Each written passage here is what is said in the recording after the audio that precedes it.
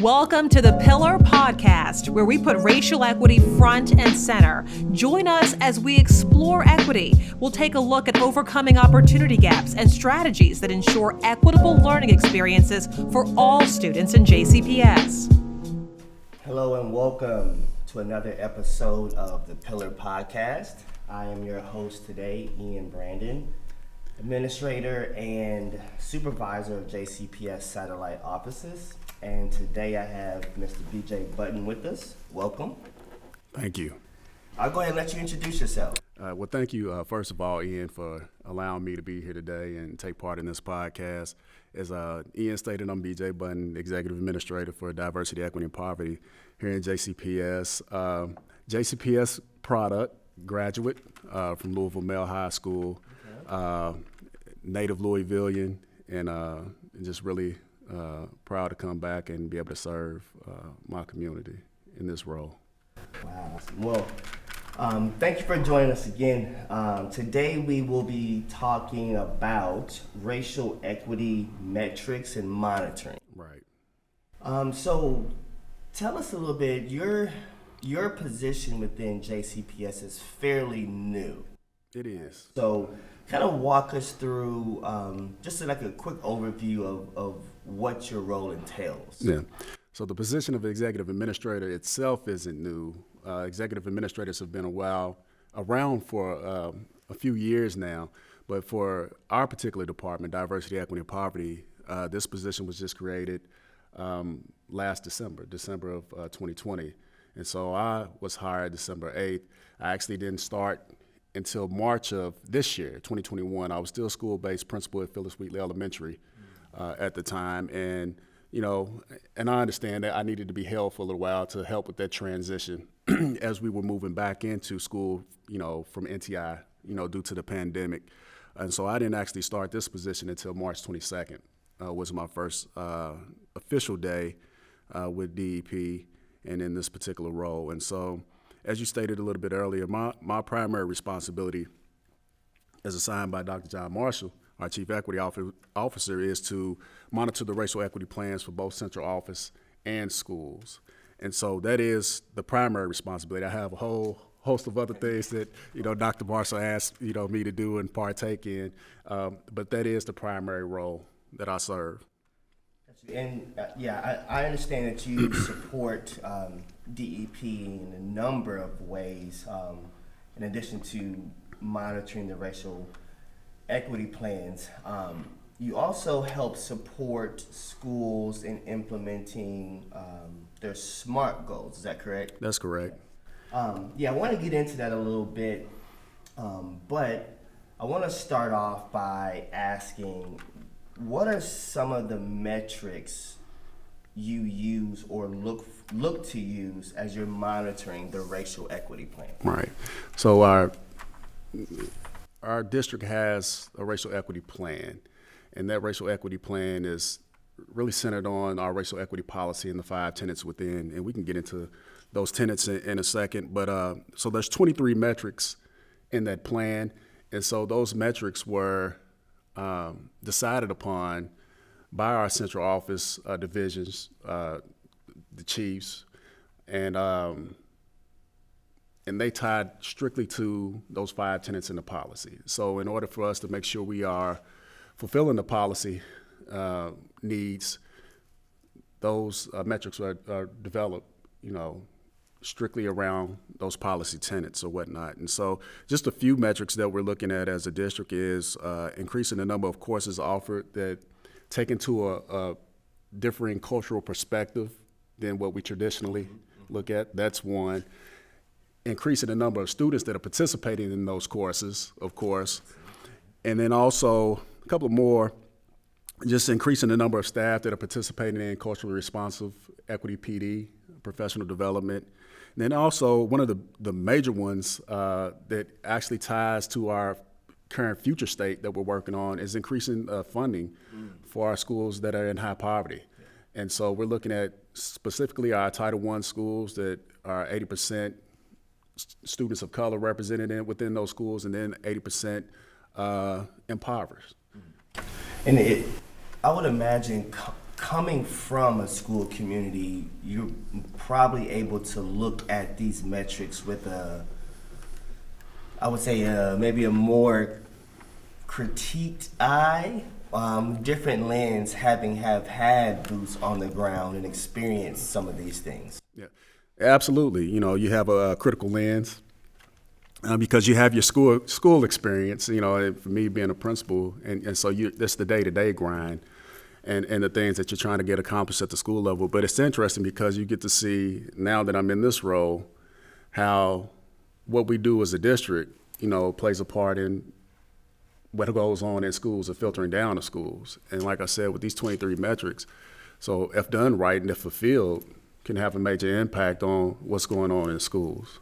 It's funny you say that, because my next question, I wanted to differentiate between the lens you're looking through and monitoring the racial equity plan from a district level, district lens, versus being in a school community. So are you looking through two different lenses, or do they kind of roll in together, or there's how do you manage the two? There are some similarities and there are some differences there. And so with the district, as I stated before, the district plan is tied strictly to those 5 tenets within the racial equity policy for our district, which are curriculum instruction assessment. That's one tenet. Programmatic access is another. Culture and climate, diversity and staffing, and then we talk about our district having a central office commitment to racial educational excellence. And so those are the 5 tenets. And so those metrics that we talked about previously are tied to those 5 tenets. And our central office divisions, as I stated before, are responsible for helping to develop those metrics, but more importantly, the strategies that tie into those metrics. And so what I do is help monitor the progress of those strategies. Okay. Where are you in terms of the work that you say and we say we're going to do to impact these particular metrics that we're measuring?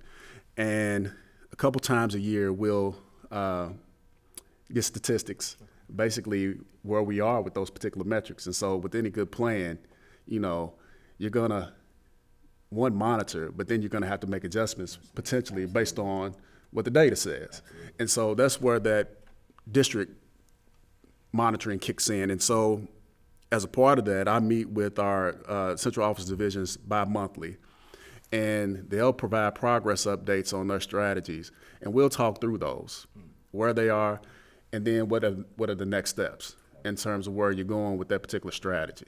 What's next. But not only that, Dr. Polio's big on just don't give me good lip service. What's the evidence? And so a part of that progress update is show me the fruits of your labor. Showing it, yeah, absolutely. Where's the evidence? And so our central office divisions are responsible for providing evidence of the work.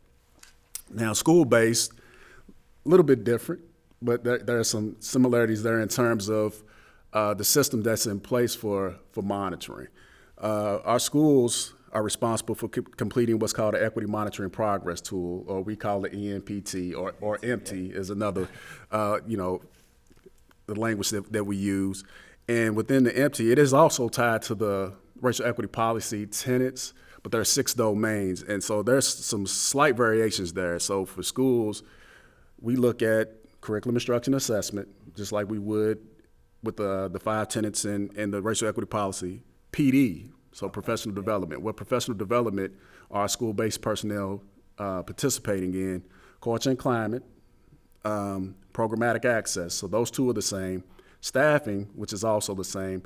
And then at the school level, we're looking at policy and practice. And so that's where the racial equity analysis protocol kicks in, which is what we call the REAP. The REAP, yes, yes. And so that's what we do at school level. So each spring, schools are responsible for producing evidence around those 6 domains. And then they'll submit their evidence to DEP. And myself, our specialists, and some of our resource teachers go in and we review the evidence, and then we provide feedback to the schools. And with the school-based, and let me say this, and I would be remiss if I didn't say this. So we talk about the monitoring of district and also school-based. So I have bi-monthly meetings with zone leadership, and I know we'll probably get into that here momentarily, but I'll meet with zone leaders. And so we have 6 zones in JCPS, which represent all of our schools. And so that, consists of assistant superintendents and then also executive administrators for those particular zones.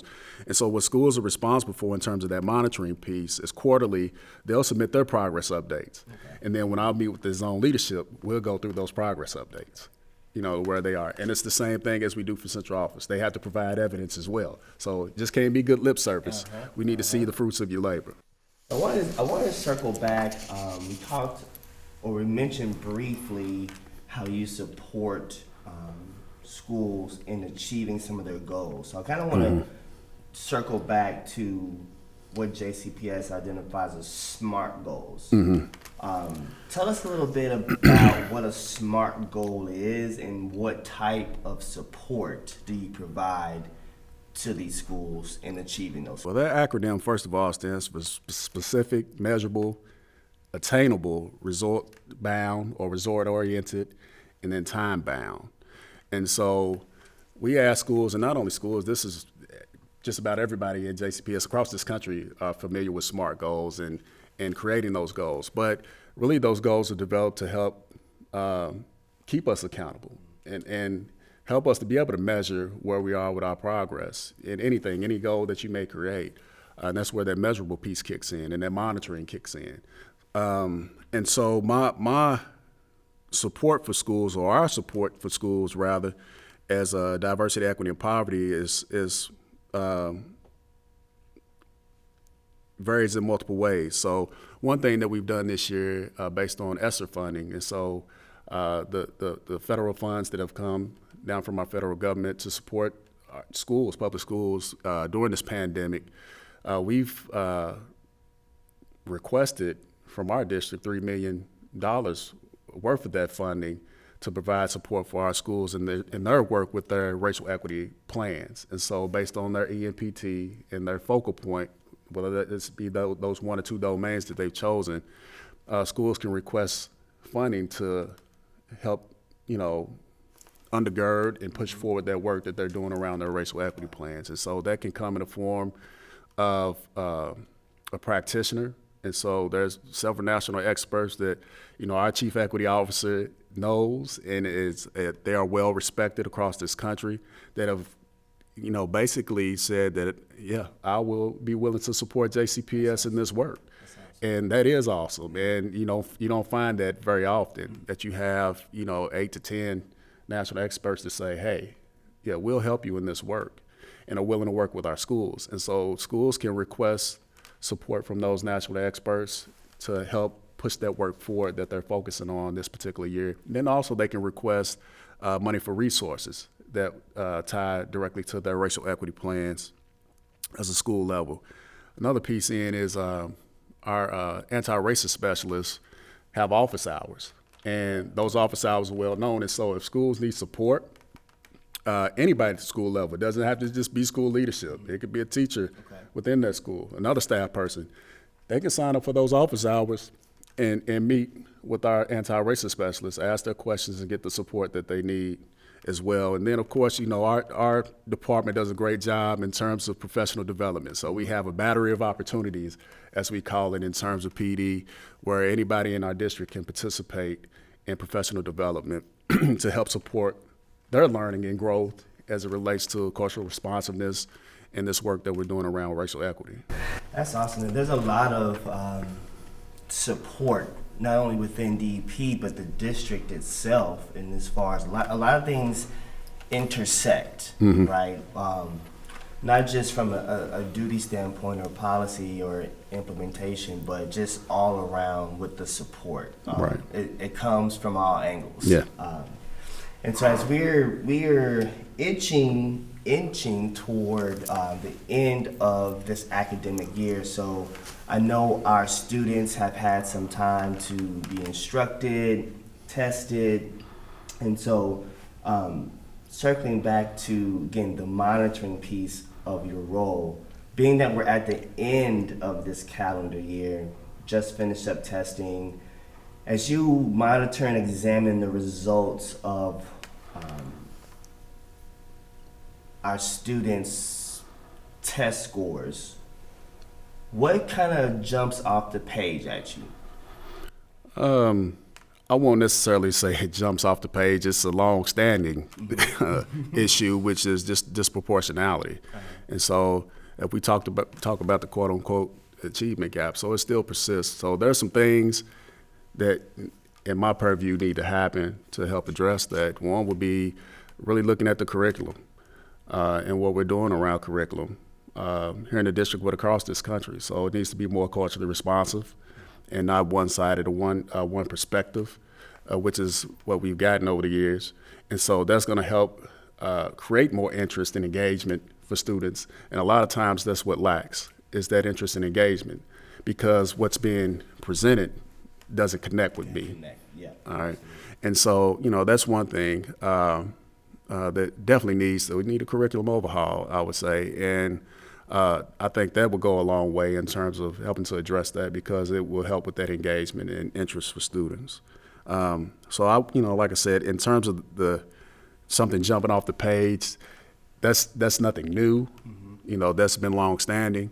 But with this pandemic, you can see that across the nation, there have been some dips for all demographics, for all racial groups. But it's impacting our Black and brown students, even more. Most, yeah. Mm-hmm. So we have goals, and like you said, so the metrics are basically goals. So we want to see percent increase in these certain things, whatever it may be. Out of those 23 metrics, we want to see percent increases in those, and with those percent increases, we actually have goals. So our racial equity plan as a district spans from this iteration, 2021 to 2024. And so we've set goals out all the way to 2024. So we want to see, us meet those goals in increments. So each year it's a pace and a place that we want to make sure we're getting to. So what we do is twice a year, mid-year, and so when we come back off of this winter break in January, so our data research management department, they'll provide me with some updates in terms of where we are with with those metrics and those numbers. And so we'll be able to see, all right, here's where we are with these, are the strategies that are in place, because one thing that we've done is tied every strategy strictly to a metric. Okay, yeah. So we're saying this strategy is going to impact this metric. So it'll let us know that, all right, here's where we are percentage-wise in terms of where we are with our goal. Are these strategies having an impact on this particular metric? And what that allows you to do, like I said earlier, is to make adjustments. Yeah. During the course of the year or for the upcoming year. So we'll do it mid-year, and then we'll also take a look at the end of the year where we are with our numbers. And so we'll do that all the way throughout the term of the life of this plan.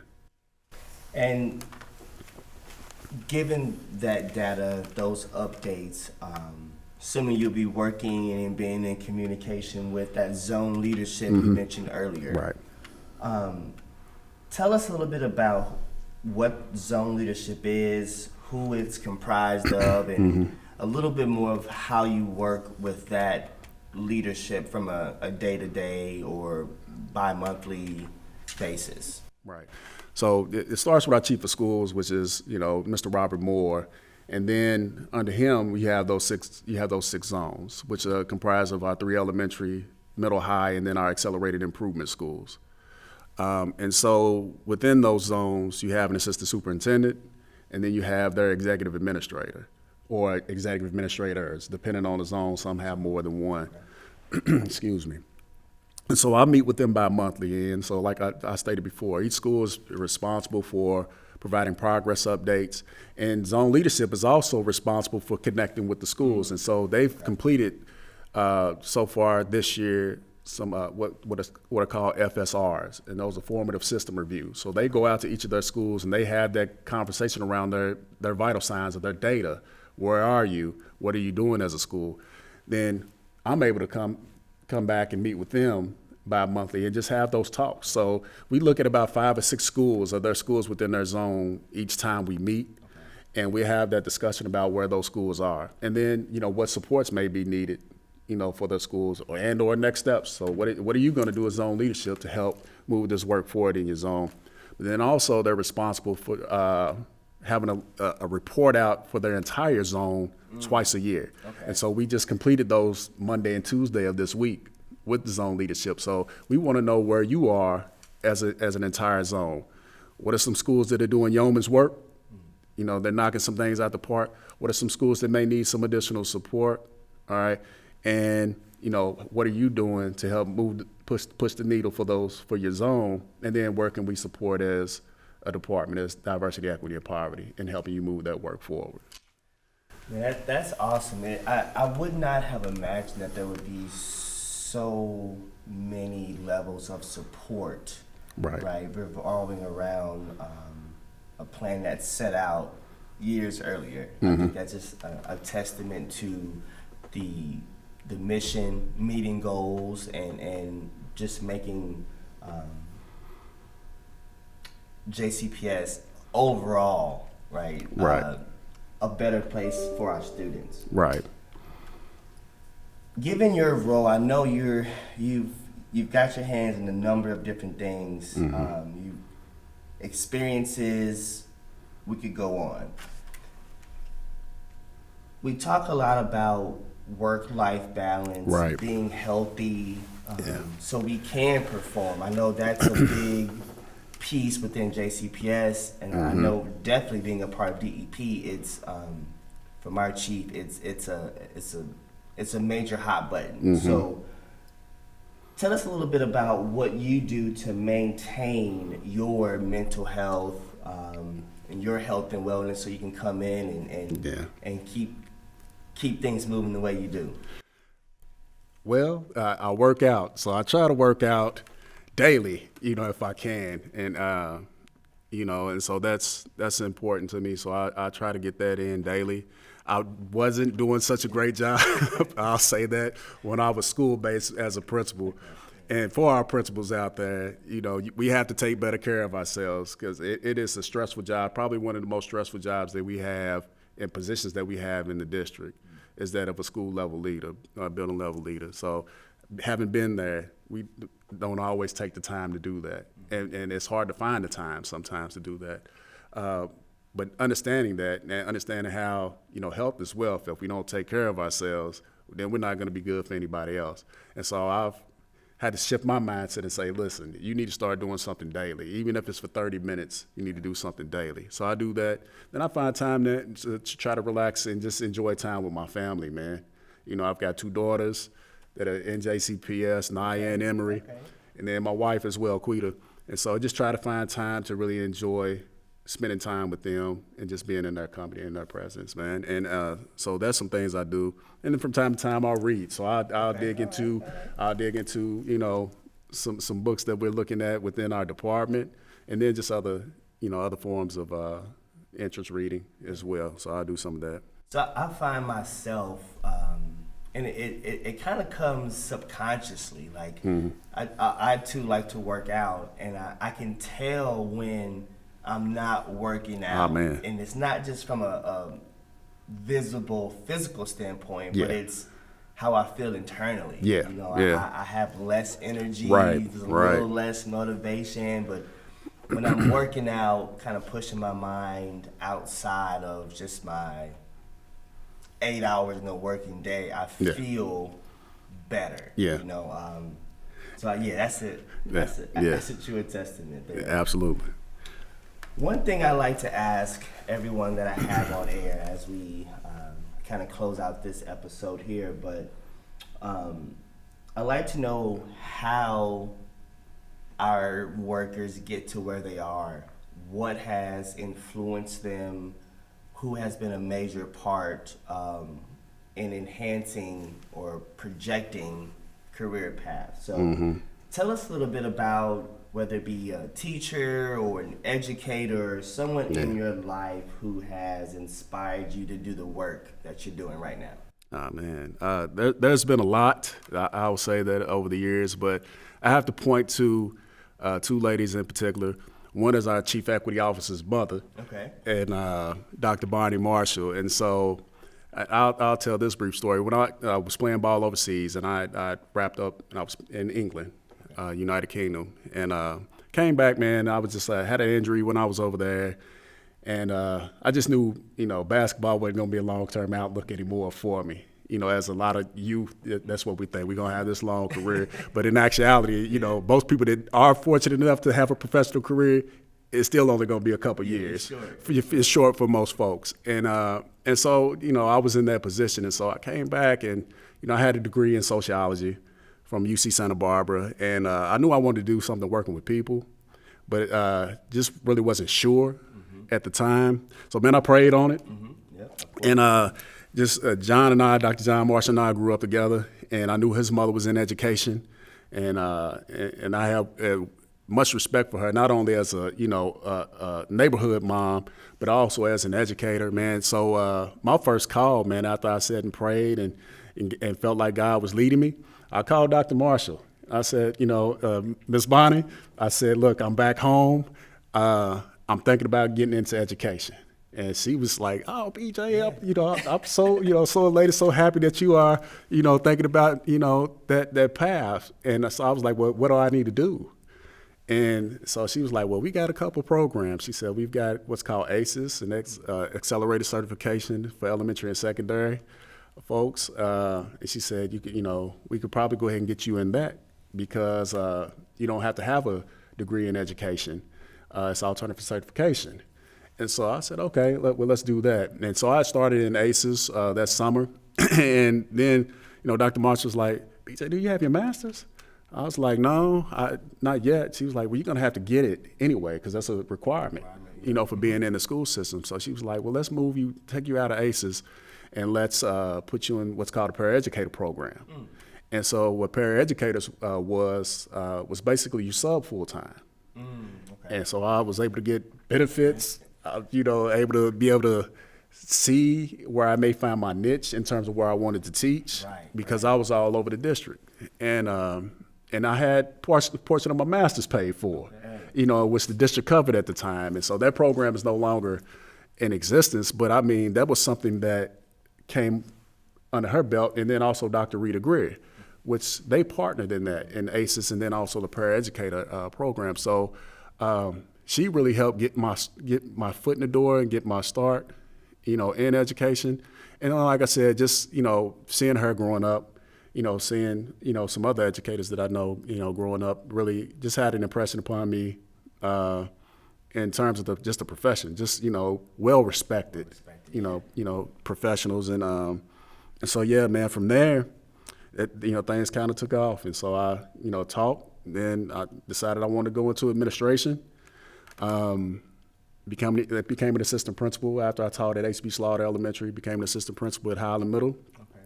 And another gentleman, I had to say, Mr. Kirk Lattimore, was my area assistant soup at that time, and he was over Highland. So he and I kind of kindled a relationship, man, and he helped put me in a position where I could become principal at Phyllis Wheatley Elementary School, because I was in his zone. Phyllis Wheatley was also one of his schools in his zone at the time. And I was able to, be able to move into that position, man. And, and here I sit, transition to this executive administrator role in DEP. And so, I've been truly blessed, man, throughout my career. And, it just seems like things have been, God has orchestrated some things for me. And I'm a true believer in that. To put me in a position where I can, just continually have impact, on our district and give back, to our students. Yeah. That's awesome, man. It's like you're aligned, right? You thought about it, prayed about it, reached out. Right. Did your part. Right? Yeah. Right. You have to do your part. People see that, they invest in you, it comes full circle, and that preparation meets opportunity. Absolutely. And then you excel. Absolutely. So as we close up here, if you want to leave us with any final thoughts, any words, if you had one thing to say to the public, just about your role or about what to look forward to within JCPS over the next year, what would that be? That's a great question, first of all.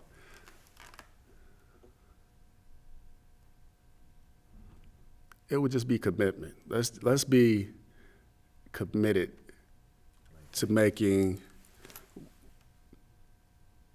what we do in this district and across this country world more equitable for all students, but specifically for those that have been traditionally marginalized and pushed to the side.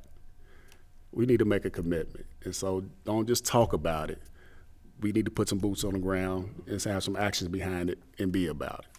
And so I'll leave with that. Absolutely. Well, BJ, thank you for joining us. It's been a pleasure getting to know a little bit more about what you do and how you are continuing to support not only DEP, but JCPS as a whole. So thank you, sir. I appreciate you, Ian. Thank you. All right. Thank you, guys.